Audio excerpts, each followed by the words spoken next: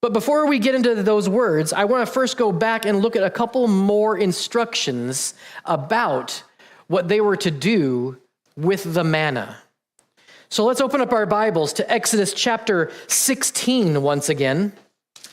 Exodus chapter 16, and we're going to finish off this chapter starting in verse 31.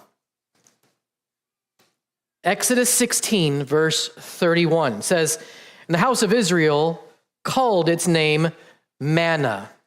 And we're talking again about this substance that was on the surface with the dew. And remember, we said last week that the normal translation for manna is, what was it? What is it? Good. See what I did there?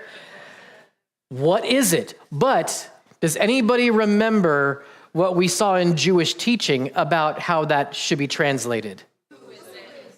Who is it? Who is it? Now, that's a very, very different term, isn't it? Because you cannot have a relationship with a what, but you can with a who. And they call his name of the substance manna, back in verse 31. "And it was like white coriander seed, and the taste of it was like wafers made with honey." Ugh. Then Moses said, "This is the thing which the Lord has commanded. Fill an omer with it." An omer is just a measurement of a measurement that we would have. It's like saying, get 3 cups.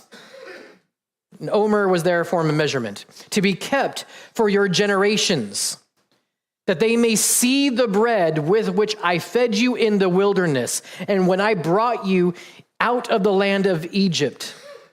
And Moses said to Aaron, "Take a pot and put an omer of manna in it, and lay it up before the Lord to keep for your generations. As the Lord commanded Moses, so Aaron laid it up before the testimony." Now, can we go back to the last verse, verse 33? It says, "Lay it up before the Lord."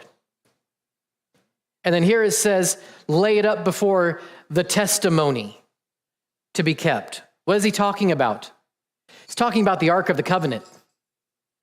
Because the Ark of the Covenant was actually where the physical presence of God was manifested on earth and only above the mercy seat.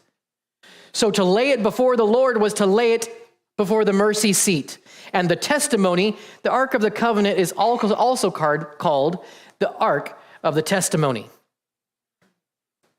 So he says, lay it before the testimony. It's in the ark. And we see that in other scriptures, in fact, and you'll be seeing that in your life groups this week, that they put a pot of manna inside the Ark of the Covenant before the Lord as a memorial, a remembrance of what they received in the wilderness.